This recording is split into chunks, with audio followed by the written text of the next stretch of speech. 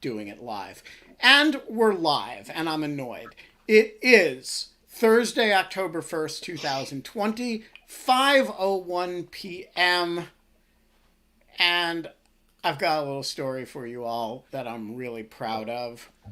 So, today, I am sitting around minding my own business, and all of a sudden, my phone blows up with people alerting me to a very important development. Now, to understand this development, you have to understand the entirety of my correspondence history with one Mike Pompeo.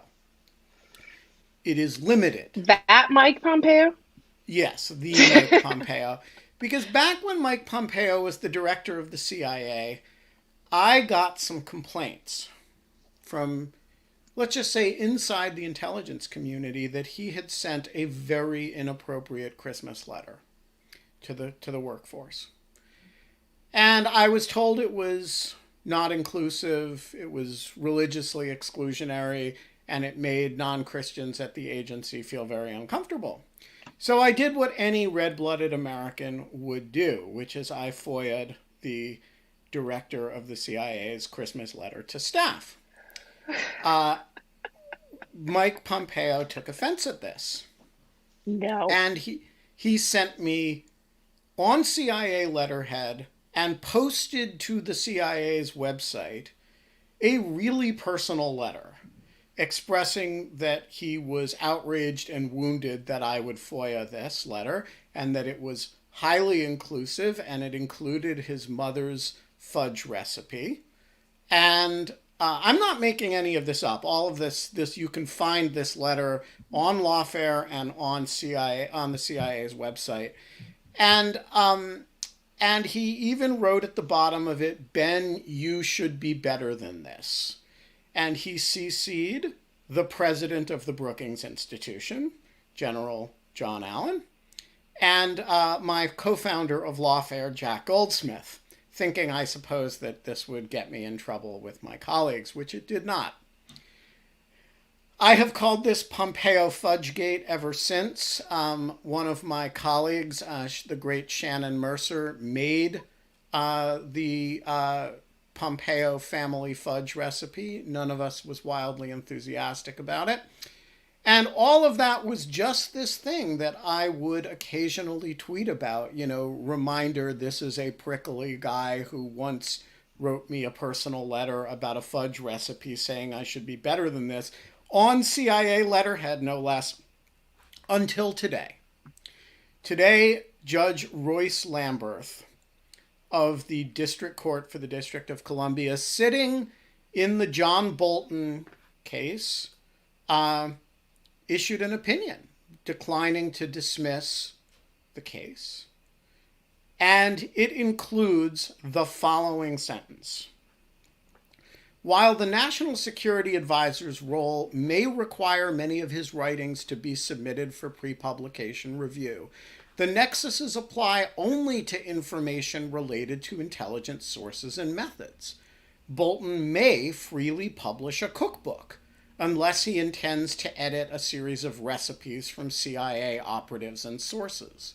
And even then, he might be in the clear.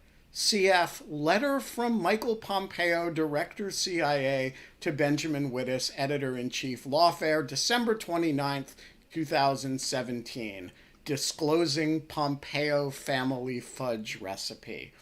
My work on this planet, guys, is done. The CIA director has not only sent me a letter disclosing his family's fudge recipe, which, by the way, was verbatim the same as the recipe on the outside of the marshmallow fluff container, as numerous people on Twitter alerted me. But it is now in the federal reports. God bless you, Judge Royce Lamberth, and whatever clerk dug that up. We are not allowed to have fun anymore. And if we're Jack Balkan, we're not even allowed to have an internet connection anymore.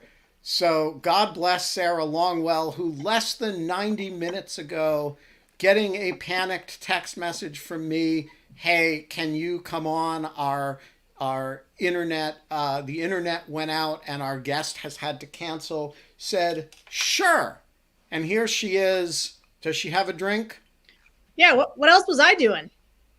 Nothing. I don't know. You're saving the Republic, girl. Yeah. I'm never going to pass up an opportunity. Every time you guys invite me on, I'm going to come on. Well, you're welcome. And oh man, that's great. And that's Sarah great. has something huge to bring to the table, which is I just listened to the Secret podcast, which is the podcast she does with Jonathan V. Last.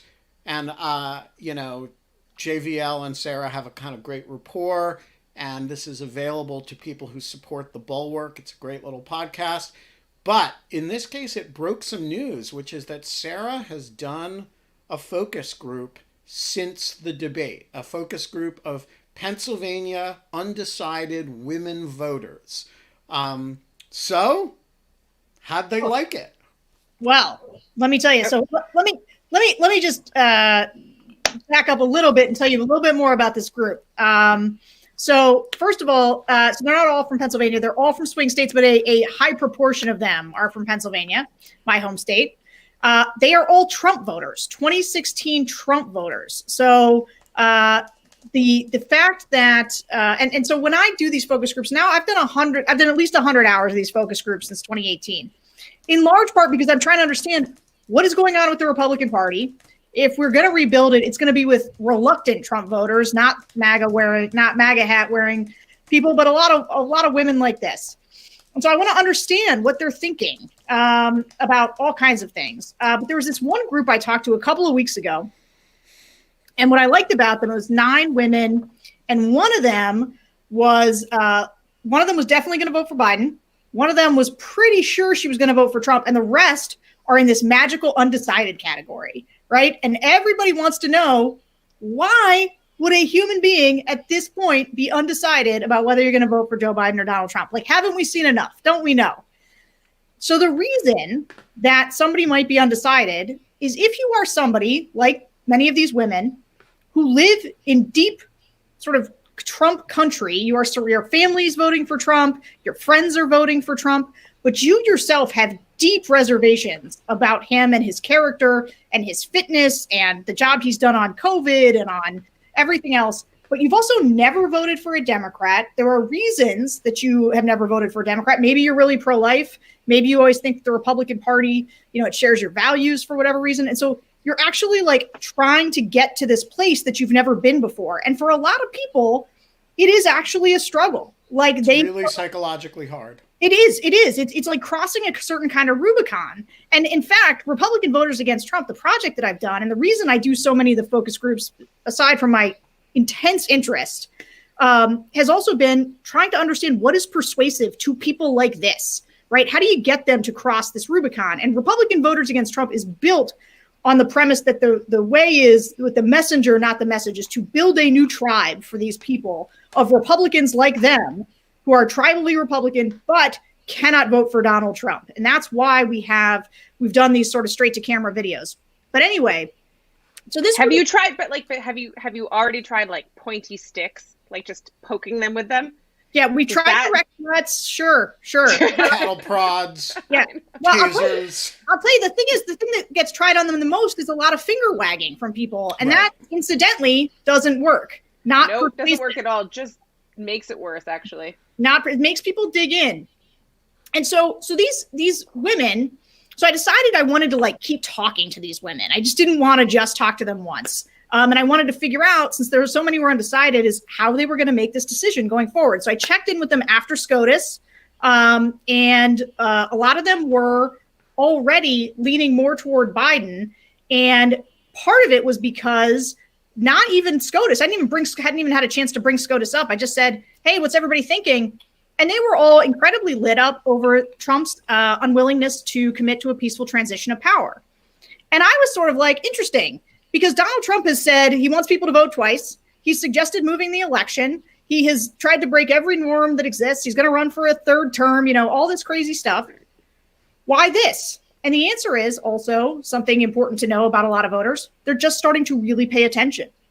right? They are taking inputs now with a decision to make, as opposed to just letting the news wash over them, which is what So they didn't notice the grab them by the pussy stuff. So they did. No, they did, and they voted. That's slightly different, though. That's not about their. No, but it's not. But it's not like he's hidden his boorish and anti-democratic tendencies, including the last time they paid attention, right? Well, that's exactly right. But there's one key difference between 2020 and 2016. Actually, there's two key differences. One is Hillary Clinton is not on the ballot. Because if there's one thing I can tell you about people who are Republicans and have been Republicans all their lives, it's that they hate the Clintons with the fire of 1,000 suns. And Hillary Clinton especially. And so like there was like sheer muscle memory wasn't going to let them pull that lever for Clinton. And so that was just a huge driver. In fact, every single focus group I've done, somebody says this exact phrase. Every single one, I'm not exaggerating. I did not vote for Donald Trump. I voted against Hillary Clinton. Okay, so that's the first thing. The second thing is that Donald Trump has now been president for 3.5 years. And you may have noted it is not going well. And they also recognize that it is not going well. So that brings us to last night.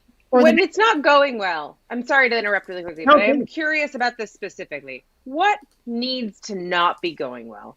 Is it jobs? Is it the economy generally? Is it like response to COVID? Although that seems like, I don't know. That probably doesn't help. But like on the plus side, we're not in some war. I don't know. Maybe that would have actually would make Trump more appealable in some ways. But what specifically is not? Oh, like there's race riots around the country. Like things are going like.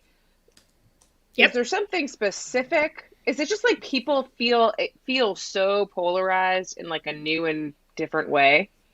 Yeah. So one of the things that I think in retrospect, I can see very clearly, but didn't see it as clearly when we were going through it, is how much things like the Russia investigation or the investigation into Russian interference into this sort of abstract foreign policy thing, Donald Trump's impeachment to them did not impact their lives. It had zero effect on their lives. And so they just couldn't invest in it in a way where it had personal consequences to them. COVID, on the other hand, has had very meaningful personal consequences to them.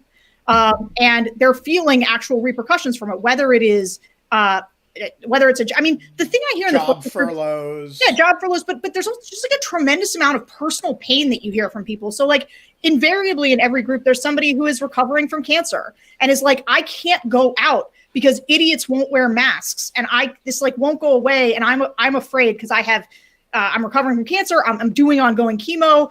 There's people who've lost parents during the pandemic and weren't able to visit them while they died. And people who've lost jobs or somebody in their house or their small businesses closed. I mean, the tremendous amount of personal pain out there is very real. There was one woman who was talking about the mental health issues that she was suffering from, just very young, multiple young kids, and, just not being able to do anything with them, go anywhere with them, and how it was just ended up being too much for her. So real pain in the world. So that's one of the big differences that people can think what Trump did was corrupt and bad, but it doesn't change anything in their lives meaningfully. And that makes a huge difference. So that's really helpful. That's kind of exactly what I wanted to hear. Of course, I knew that, but I just wanted you to say it so that there was, because I think that's exactly the delineation that Ben is kind of pointing out with the grab him by the pussy line. Which is that it was done to another person and it was a long time ago and they know men that talk like that. And so things like that. Well, also I can't tell you how, this is not an indictment of Hillary Clinton at all. ended up voting for Hillary Clinton. And I ended up voting enthusiastically, which is a thing that if you had told me would happen a year before it happened, I would have been that doesn't sound like a normal thing that would happen. But that's where I was. But you got to understand, she was married to Bill Clinton, who Republicans said, but that guy's a sexual predator. So either way, there's a sexual predator in the White House. And one of the things that Trump did that was a genius, just masterstroke, was when he showed up to that debate after that Access Hollywood tape with all of the Clinton accusers as their guests, because it reminded people that it was it nullified it. It's like a wash. It was just both sidesism all the way down with her. All right. So you get great point. So that's 4 years ago. Then you have a debate 2 days ago, and you sit down with this group of people and have a conversation. I guess it's yesterday, right? Yesterday, last night. And so how'd they react? What's Right. how shocked are they by who Donald Trump is? So, not terribly shocked by who he is, but there was this sense of, and I think a lot of us felt this way. So they had said prior to the one thing that they were really looking forward to this debate because they knew all the reasons why they didn't like Trump, but they didn't have an affirmative reason they felt to vote for Joe Biden. And so they're like good citizens who are looking to collect data on, is there a reason to affirmatively vote for Joe Biden? So then they watched this debate, and Donald Trump is, hectoring Biden. He's steamrolling. He's interrupting. He's being generally awful. And they, as you can imagine, responded extremely poorly to that because they wanted to hear what Joe Biden had to say about healthcare. They wanted to hear what Joe Biden's answer was across a range of policy topics to see if they could get there. And all they've got is this jerk constantly interrupting him. And so, and one of the things that was interesting about the women is how clear-eyed they were about what Trump's strategy was in the debate. They were like, what he was trying to do was to rattle Joe Biden and make him look senile, make him look like he has dementia, because that's what Trump has been spoon-feeding all of these voters about Biden.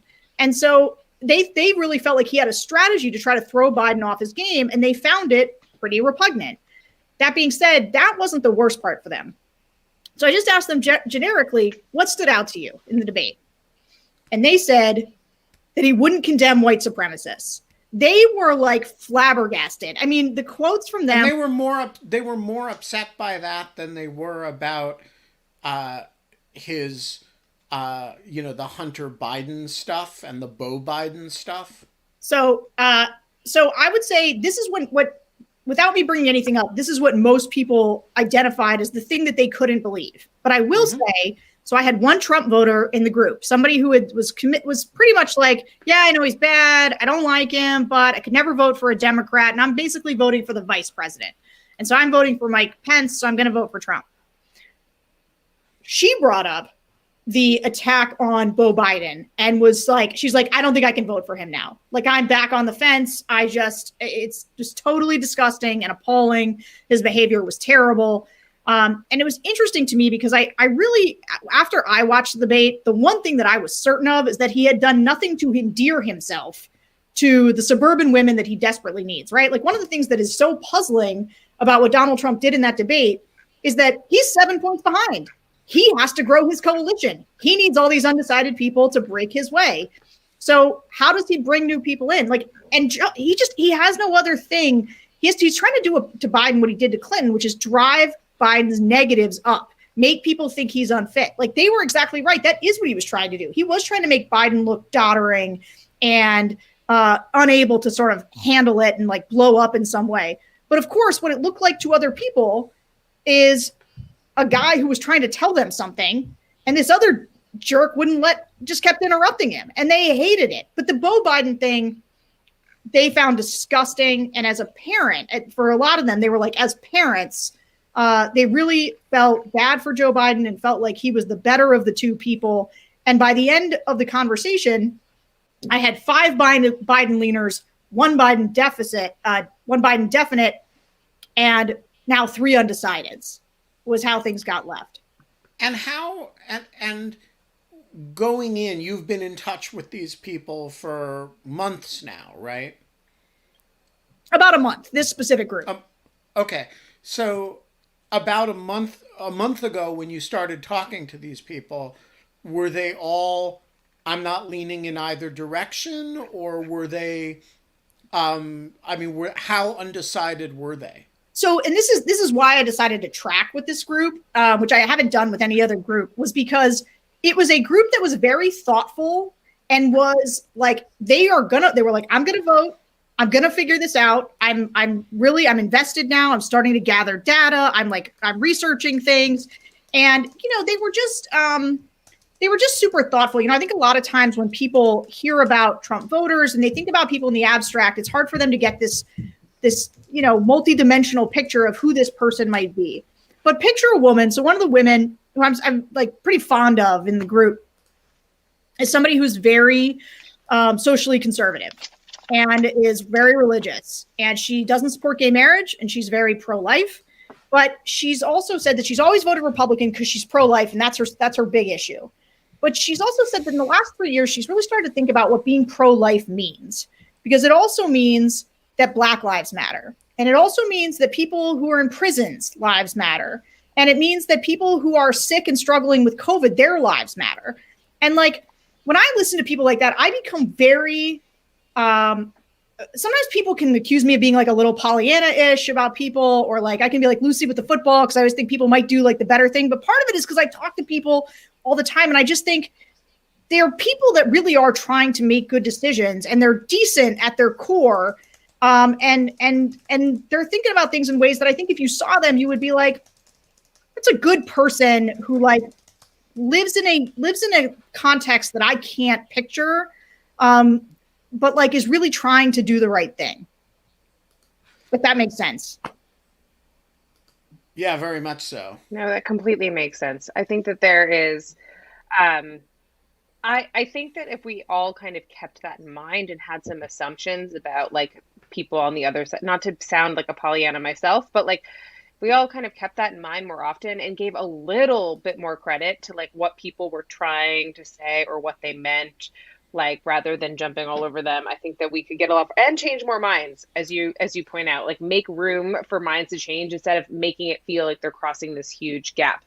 Okay, so we have a question from the Lisa Page puppet, who do you know the Lisa Page puppet, Sarah? I've met the Lisa Page puppet before. Okay, so the Lisa Page puppet has recently found her own voice. And has a question for you.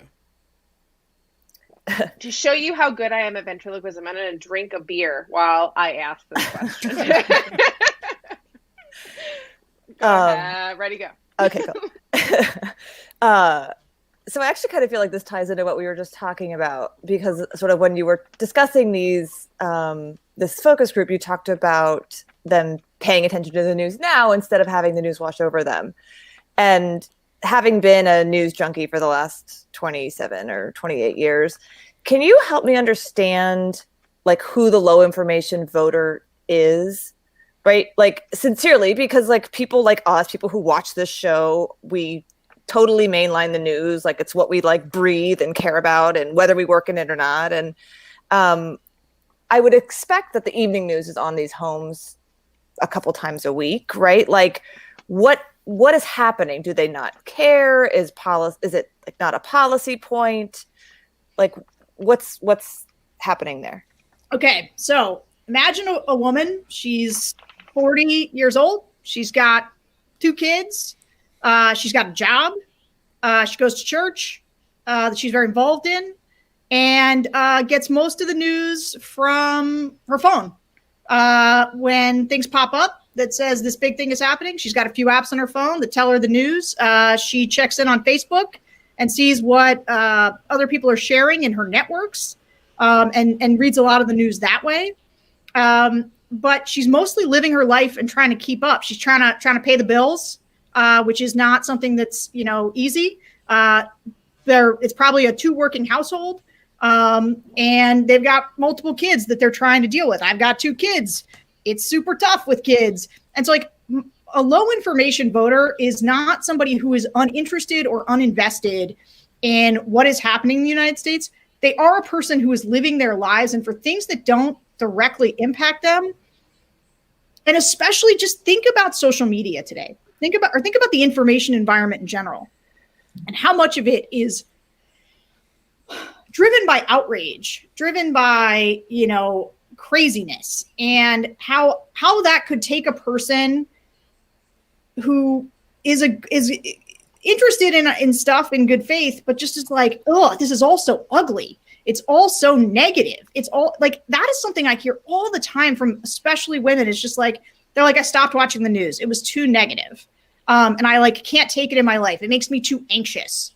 And I think that is a pretty fair characteristic or characterization of people, not who are uninterested, but just are like a little tapped out of the way that information is delivered now. And they just get kind of these snippets in a way where they might do a deep dive on something they really care about that it impacts them. And the other thing has been like the total erosion of local news. So a lot of times these people, they used to be, they would really follow local news, but now everything's been nationalized and it just doesn't hold as much for them. It's not as relevant to their day-to-day life. And so, they're not as invested in it the way that Washington would be. I'd be interested in if you'd agree with this, Sarah, but like for me, the people that I know also that are low information voters are people who have different, like do not have white collar jobs and who are not sitting in front of a computer all day or have an hour of commute bought into their day in which they're listening even to the radio, but they like live 15 minutes from where they work at a cash register on their feet all day. They can't like they're taking it like, or they're at a daycare and they're working at a daycare or they're cleaning houses and they're just like, where is the opportunity to be like looking at your phone all the time and reading the news? And if you do suddenly get an opportunity, like you said, these big national stories, but they're really complicated. And if you've lost the key players and their significance, it is very hard to get read back into these much longer kind of scandals and dramas. So anyways, I do think that that's something, I completely agree with you. So get back to telling us about these voters. So what happened? Was there any one moment, or it sounds like there were a few moments for different people? No, it was the white supremacy thing. I mean, this is like, so there's all these women. So I've gotten to know them pretty well now. So they all obviously have like these like funny, quirky personalities. And there's this one woman, she's young. She's gotta be 30 maybe. And she's from like exactly where I am. Like she's just exactly from like the same kind of little town right in central PA. And she's like pretty funny. She looks like someone I would have gone to basketball camp with. And she was like, I don't understand. Like the only thing that a president has to be able to do is like condemn Nazis. Like that's it. That's all that somebody needs to be able to do. You just need to be able to condemn Nazis. And she was like, I don't know what redneck KKK members he thinks he needs to keep on board. But like, if somebody, she's like, and like with all the social justice going on, she's like, even if you're mad about the riots, nobody likes Nazis. And like, that to me was a pretty, like, that was straightforward and like made sense. Like people want to hear a president, we could all have a lot of conversations about, where the gray areas are around conversations around race. But like, there are certain things that people think are like baseline you have to do. And they think that the idea of when he was asked to condemn white supremacists, and he punted, that was disqualifying. And so for a bunch of people, like I said, they didn't quite say like they were convinced that they should vote for Biden, but they were convinced the door was closed to Trump. They were out on him. And that they would also say like they were texting with their families or other people that they knew that were really Trumpy who were like, can you believe he just did that? How horrible it was. And I was like, okay, are those people still going to vote for Trump? And she was like, yeah, they're still going to vote for Trump. But everybody thought it was bad. Now, that's a whole other conversation, the extent to which things that should be singularly disqualifying end up kind of going into people's like buckets of things. Like they're like, yep, that's on my con list. It's definitely on my list of cons about Donald Trump, but it's not, but they're weighing it against this whole other thing as opposed to like, that's it. That's the end. That's the Scott Shapiro effect. Right. Where, he jokingly makes these great lists, the cons for the pros for Trump. He's a businessman. He, the cons for Obama, he wore a tan suit, right? The cons for Trump, he likes Nazis, and there's no, he doesn't assign a coefficient, right? Like he likes Nazis or he doesn't mind Nazis gets a like 20,000 coefficient, and he wore a tan suit like gets a 1 coefficient, right? This is my Danny Pletka thing. Is like Danny Pletka says Donald Trump's an existential threat to democracy, but there's these wokesters over here who are super annoying, and right. therefore I have been forced in my annoyance to vote for the existential threat to democracy. Yeah. I'm like, your balance, like the thing on your scale is weird. Your scale's broken. Okay, so I have a couple questions about these undecided voters that you hang out with. which is yesterday we had Tom Nichols on the show, and he says, I don't believe there are any undecided voters. They're only attention seekers. So first of all, are they really undecided, or do they just like doing focus groups with you? I mean, I have a follow-up on this, though, too. Do you think they're starting to change their minds now that they care what you think about them? That's actually a great question, because I've been wondering about this too. But here's the thing. Yeah. I play it a little, mostly straight in these focus groups, where I'm like, they don't know where I'm from. This sign's not in the background. You know, I try to be as neutral and arbiter as possible, while at the same time trying to probe and press certain things. But I would say I throw in a fair amount too that would, my hope is that people don't necessarily, like a good professor, where you can't quite tell exactly what the person's trying to get at. Because we've had you on for like 3 times now, and you could literally tell me who to vote for in 2024, and I would trust you implicitly. And like, I remember when Sarah was a fan of Nikki Haley's, so we can't. Well, then shit. There's no implicit trust anymore. There's, because these people all turn out to be freaking crazy. But to respond to my good friend, Radio Free Tom, who I love, and I have had like in-person arguments on these particular points, where he kind of like lumps all of these voters into one big bucket and makes assertions about them. And I'm always like, that's not fair. Like, there are people who go to rallies, and there are people who thrive and love Trump's meanness. And then there are other buckets of voters that are actually repulsed by that, but have a variety of rationalizations and motivations for why they are reluctantly on the Trump train. And those are very different people. And you have to understand the differences about them in order to figure out, because look, lots of people aren't persuadable. Lots of people aren't gettable, but some people are. And understanding, yeah. But it seems to me you've identified here a really profound point, and which is, there is an argument that has gone on since the beginning of the Democratic primary. Is there a persuadable center, or is this just a base election where, you turn out your MAGA heads and the other side turns out they're woke Antifa folk. And if there's more Antifa folk than MAGA heads, then Joe Biden's the president, right? And the whole theory of spending a lot of time with undecided voters is that there actually is a persuadable center. Maybe it's 1% of the electorate, maybe it's 1.5%, but it's there and it really matters. Is that what you believe?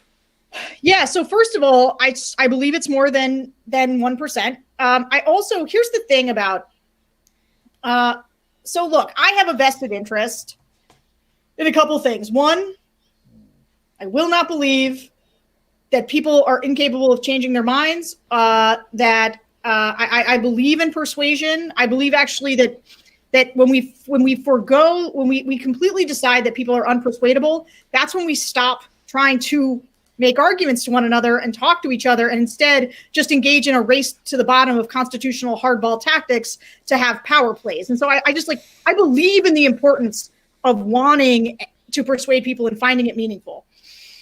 I also believe that somewhere between 6 and 8% of people who identified as recently as 4 years ago as Republicans are going to vote for Joe Biden. I think that we're undergoing a certain kind of political realignment, where suburban and college-educated voters, and especially women, we've seen a ton of movement already. Like, anybody who says people aren't persuadable isn't been paying attention to all of the shifts that have happened since 2016. There have been massive shifts. There was a poll, the big ABC Washington Post poll that came out the other day, had a crosstab in it that showed Republicans in Bucks County, the suburbs around Philadelphia, are going for Biden by 25%. A quarter of those Republicans are going for him. And let me tell you why that's so important. Those are what we call net voters, which means these are people that you take from Trump's column and you put in Biden's column. And so you don't just A turnout voter is amazing. You got to do tons of turnout. Absence of turnout is what killed Hillary Clinton in 2016. You got to do that. But every time you do that, you get a point. When you get a net voter, you subtract a point from Trump and you add a point to Biden. And that is like double the points. I'm not good at math, but that's like the holy I am good at math. I just want to say I spent a lot of time in Bucks County in 2016 driving through it over and over and over again during the election in 2016. And there were no Hillary Clinton signs. It was like one of the things that in retrospect I should have been aware of was how much rural Bucks County was, or suburban Bucks County, sort of exurban Bucks County, was like Trump sign after Trump sign after Trump sign. That is a really interesting data point to me that you've just described. Kate, you had a follow-up. No, I asked it. Oh, all right. That was my, well, then my let's follow-up bring was in the thing that I butted in on. Let's bring in the audience for some questions. Tony Sarah, Kava I wanted to say that because you have upvotes. Longwell partners on your thing, and you said I'm really vested in, and I was hoping you were going to say vests, but you didn't. So I have two. Tim Miller likes to make fun of me a lot about the way I dress because he's always like, he's like, you need people to know you're a lesbian, right? And I was like, that's okay. Have you seen Tim's hair? It's like he needs people to know he's a gay man, so it's totally fine. His wallpaper. I know. The wallpaper, the ponytail, it's all ridiculous. I will take no criticism from Tim, but it is true. It is true that I love a good vest. I love a good zip-up vest. All right. Daniel, who is... Daniel, you're not in your black chair, but you are wearing a black shirt. You're just trying to confuse me at this point, but the floor is yours. Can you hear me? Yeah. So I'm just curious. So I think most political scientists would say that the presidential debates have little to no effect on the outcome of an election. So was this last debate an exception, or is the media again making a mountain out of a molehill? So, great question.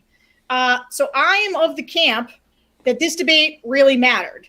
Now, I also believe that it was a huge opportunity for Joe Biden to have dramatically outperformed the very stupidly low expectations that Donald Trump has set for him, and to pick up a whole bunch of people who are undecideds, who are former Trump-Obama voters, people who are on the fence. I think it is normally true that debates don't matter that much. The number of people who told me that they were using this as a data point to make their decision, as like a key data point in the focus groups, was everybody was going to watch it. They weren't watching the conventions, but they were going to watch this.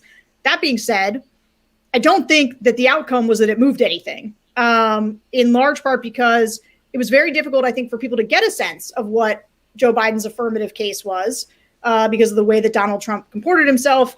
I do think that it probably hurt Trump a little bit because I think people were just like, what is wrong with this guy? And that certainly came through in the focus group. Now, of course, while a bunch of the women did say ultimately that they had really pushed them more towards Biden, and I think if I had to guess, I think a bunch of them are going to end up voting for Biden or are going to end up voting third party.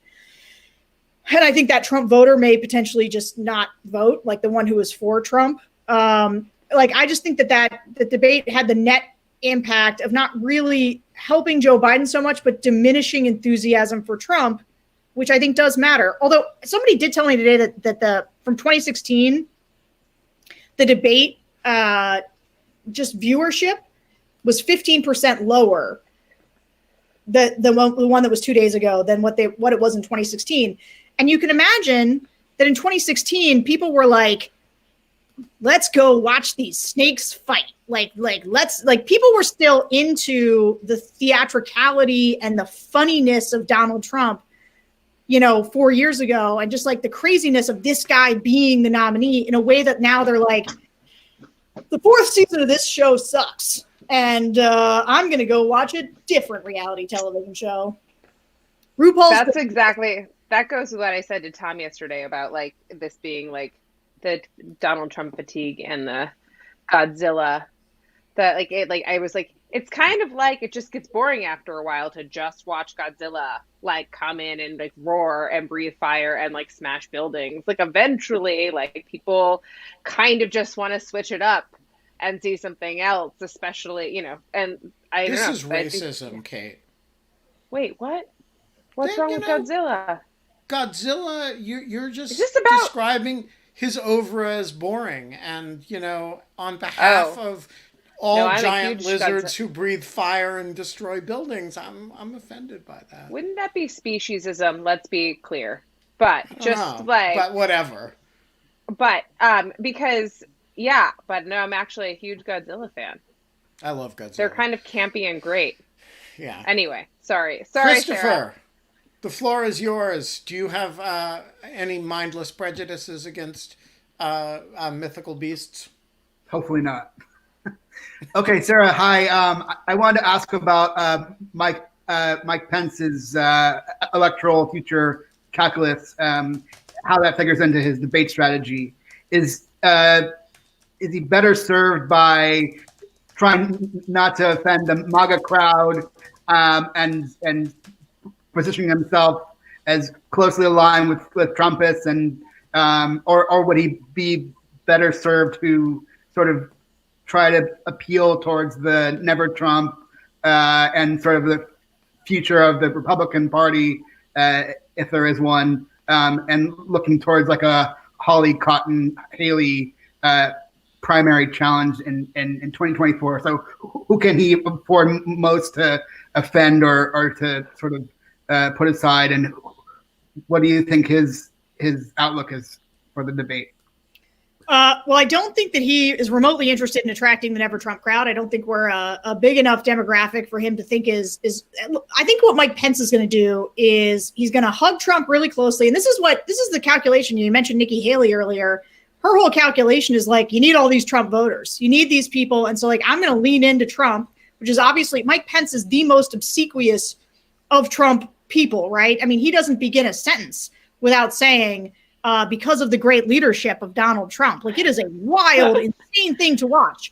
That being said, what he is going to do is he's going to put, and this is why it's so pernicious, he's going to put that normalized face on Donald Trump, right? Where he is actually quite a skilled debater. He is very smooth. He is very polished. And he's going to get up there and he's going to say, of course we condemn white supremacy. To even suggest otherwise is absurd. And he is going to do the kind of gaslighting, normalizing thing that makes a bunch. I actually think that Donald Trump is his own worst enemy. Mike Pence is the vice presidential debate may end up being more consequential than the presidential debates, because there's a lot of people who are like, God, these old guys, like, I really want to know who this next generation is. And I think for Pence, like, he's going to go after Kamala Harris in a way that is just like, you are hard left, you are AOC, on steroids, and I think he will not make any of the mistakes that Donald Trump made, and I think he might be pretty effective at it. I mean, Mike Pence is not my cup of tea by any stretch of the imagination, and he is on my list. Anybody who supported Trump to the extent that he supported Trump, they're off, out, gone forever. That doesn't mean that I don't think that he might do a pretty good job of taking people who are like, Donald Trump is a clown and crazy, and for him kind of reminding establishment Republicans, like, it's okay, I'm here, I'm normal, we're still a normal party. That's it. I think that's exactly right. I think Mike Pence's fundamental job is to translate Trumpism into respectable conservatism to give people cover. Tony Cava, the floor is yours. Hey, thank you. Momo! I just thought I'd introduce you very quickly. She mentioned looks just Godzilla like again. Nina. She really looks like Nina. Doesn't she? Oh my God. So I'm dying. This is Momo Nina Kaiju, does that too. which She lets me hold her like a baby. Yes. Anyway, Momo Kaiju's name translates to giant peach beast from Japanese. She is a kaiju. Okay, I'm going to put her down. And Sarah, I apologize. This is the second time I've been raptured in, which I love, for a novelty question. So I'm just going to throw this out there to you. And I'm a big fan and I appreciate it. And I actually read the article about your focus group and it's really interesting. Although I would ask if those folks are really, have they actually, it didn't seem like they'd moved away from Trump. And I'd love to hear your thoughts on that. But real quickly, apparently Trump lost Scott Adams of Dilbert fame today. I'm wondering if you expect more low information celebrity voters jumping off the Trump wagon. Wait, why did he lose him? What did Trump do that got that guy mad? I did not have the heart to actually listen to him, but apparently he feels betrayed, I think, by the whole thing about the white supremacist thing. I think he's another person who, he feels like Trump caved on it and was too soft on white supremacists? No. Okay. No. I think it's that typical thing where you defend Trump and then he changes. He comes and then back he as like, reveals himself to be whom he's always obviously been, and you feel betrayed. Exactly. So I'm wondering. I just want to say I feel betrayed by.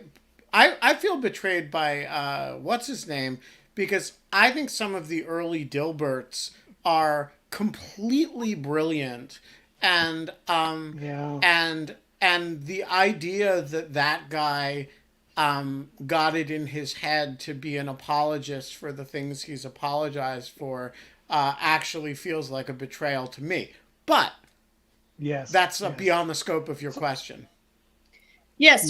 So I'm just wondering if Scott Baio or someone else. God, I really hate Scott Baio. Yeah, it's a great question. I didn't know about the Scott Adams things. I'm deeply, deeply sorry to hear that he's jumped off the Trump train. Here's the thing. People in 2016. So there's Tim Alberta has a great piece today in Politico that I'd urge you to read, where he talks about in 2016, right after the Access Hollywood tape comes out, Donald Trump's back is up against the wall. He's losing the race. Access Hollywood's just come out. A whole bunch of Republicans are bailing on him. And he goes into a debate with Hillary Clinton. And he swaggers in. He brings all the old Clinton accusers to sit with him. He goes in and he says locker room talk. And he smirks. And he looks like he's having fun. He projects all kinds of confidence. And boom, baby, he's back in the game. Last night or 2 nights ago, he was in a very similar position, back up against the wall. But he did not come in with confidence. He came in and you could smell the fear on that guy. He was drenched in the stink of somebody who was about to lose. And so there's a bunch of people who've been on the Trump train who watched that and thought, this guy's not turning this around. Like, this guy's not going to win. And I need to get out before it's all over, because they know that there's a dramatically quickly closing window in which you can get off the Trump train. And I think, for former Trump officials who are still coming out, you still have time. Scott Adams has no time. He doesn't get to come back. He doesn't get to be like, oh, I'm out on the white supremacy thing, and therefore, aren't I a good guy? No, you and James Woods can hang out with Scott Baio in the weird D-list celebrity. Kirk Cameron? No. What? Is that true?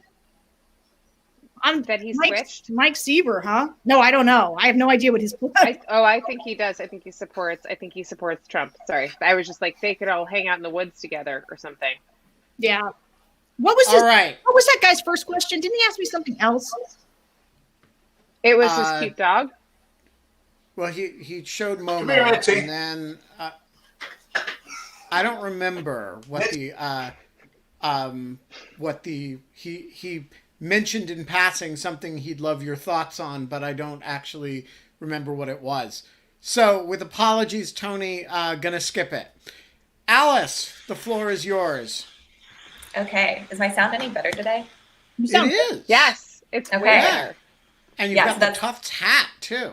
Yes. Yeah. That's the problem with CS majors is I have a weird open source hardware laptop, and this is a very old MacBook, which actually filters sound correctly. Anyway, Sarah, I'm a big fan. But I was wondering, did you hear that there's going to be a mute button at the debates for the rest of them? What do you think of that? So I thought that it was interesting that the debate commission came out, and this is what's great about why the debate was such a debacle for Trump, which is the news stories coming out of it have been Donald Trump continuing to refuse to disavow white supremacy. Kayleigh McEnany, I'm sorry, this is a little off topic, but it's just my favorite. One of my favorite things that's happened today is Kayleigh McEnany came out and said, not just, of course, Trump disavows white supremacy. She came out today at the podium and said, Donald Trump has done more to fight white supremacy and is more against white supremacy than any other president ever. Because the lie can never just be normal, right? The lie has to be crazy. And so, wait, what was her point now? Like, I've totally gotten myself off the whole Mute thing. button. This is the problem with drinking during a show. You get better at it with practice. See, watch what happens. This is how the mute button works. Talk, and I'm going to mute you. Yeah. So the mute button. So now see, it really works. Over the debate. This is how. That is how we could deal with Trump in the next debate. Did you? I muted you. Yeah. Did you see Trump tweeted about the mute thing? What did he say? No, he didn't. I don't read his tweets. He tweeted that how could they change the rules? Why should he debate if they're going to change the rules when he clearly won by so much this last time, right? Which Donald Trump is afraid because they have to now run the entire MAGA world can't defend Trump's performance. So their whole line is about how Chris Wallace was on Biden's side the whole time and that Trump was really having to debate two people. No, Trump doesn't want there to be a mute button. Of course, I think there should be a mute button. Of course, I think that the moderator should have more control. Here's the thing. If you believe that the purpose of these debates is for the American people to get information so that they can make an informed decision, which is what they are about, then it is important that the candidates be able to talk. And okay, but I have a serious norms question for you about this, Sarah, because I agree with you. And if a whole lot of people at a rally chanted "cut his mic," instead of "lock her up," that would seem like an appropriate chant to me. On the other hand, the idea that we would give a network anchorman the power to mute the President of the United States seems to me offensive to the idea, to the office. And like, I would personally take a knife and cut the wire to his mic. I would do it with enthusiasm.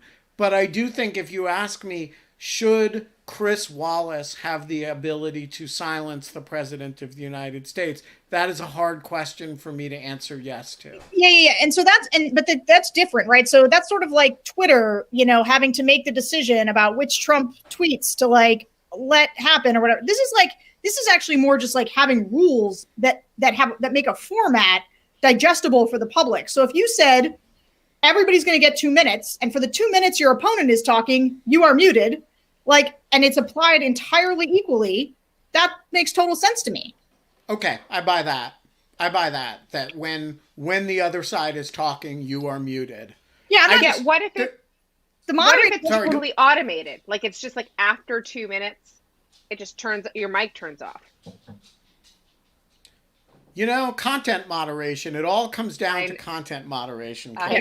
Well, lately it sure does. I will say, Genevieve, the floor is yours. I'll try and make it quick. Just when you're dealing with an undecided voter, so much of information about just the candidates and different things comes trapped in like a partisan silo, and they all have like a spin on it.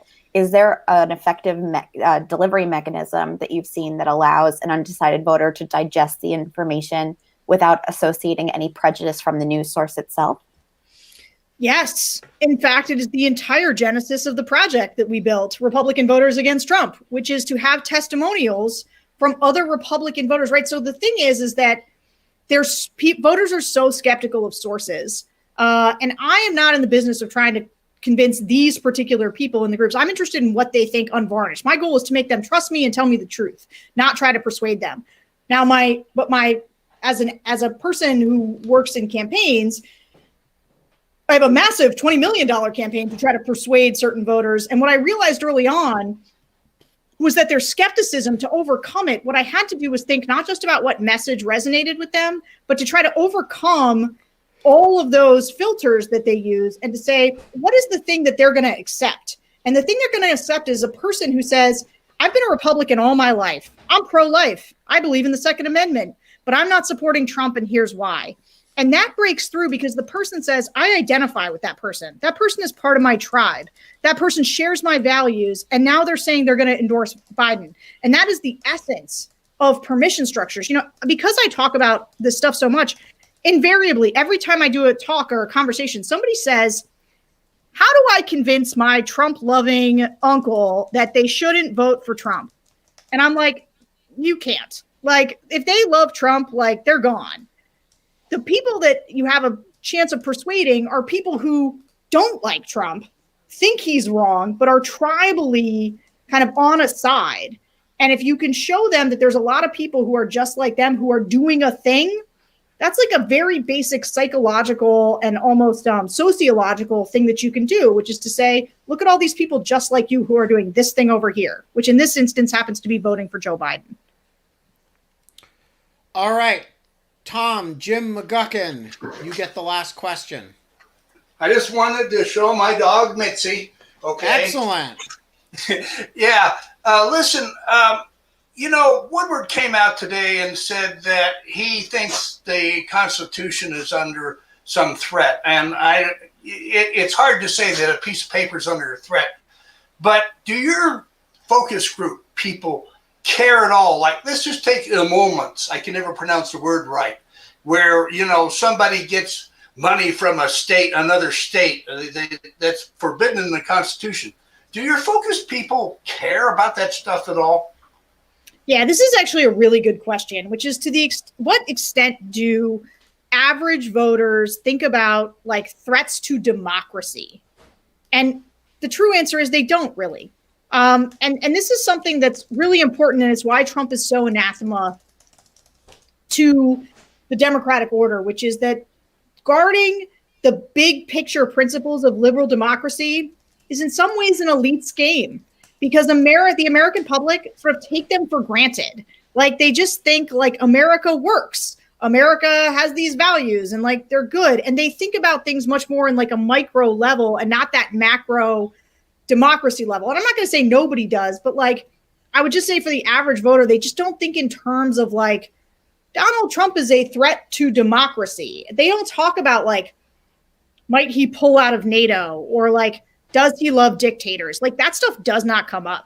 The stuff that comes up for people is, why won't he tell people to wear a mask? Like, I need people to wear a mask because my kid is immunocompromised. Like, that is just how they think about stuff. And look, frankly, I only think we can expect so much from voters. We want people to believe that American democracy is so strong that they can take it for granted. That's the goal. That's the dream. And I do think for people who are, that's why this moment has been so horrible, is because there's a whole bunch of people, and I'm talking about Republican United States senators and congressmen, who are the guardians of the norms and the values and the institutions that know better and that do know about those big picture things. And they have allowed those to be eroded and corrupted in service to basic politics. And they are banking on the fact that the average voter doesn't think about them. Kate, you have a peanut question. Kate? Oh, you muted her. You cut her mic. I did not. That was me. I muted myself because I had people talking behind me. I completely agree with you, but then I have to sit and say that I really have had to question how much everyone on both sides of the aisle gives a shit about democracy as this entire thing has gone down. And I don't like, and I mean, the Trump presidency since 2016. But I guess like, I really have to ask, and I know this is always where I end up, but like, seems like the thing that has coalesced people across the aisle, the one thing that has, because like Nancy Pelosi rides home on, but is also kind of, you know, the reason that certain people are doing things outside of what they would normally do in politics is kind of this denigration of norms that's happened over like with this president, and what that's meant for democracy and for politics in general.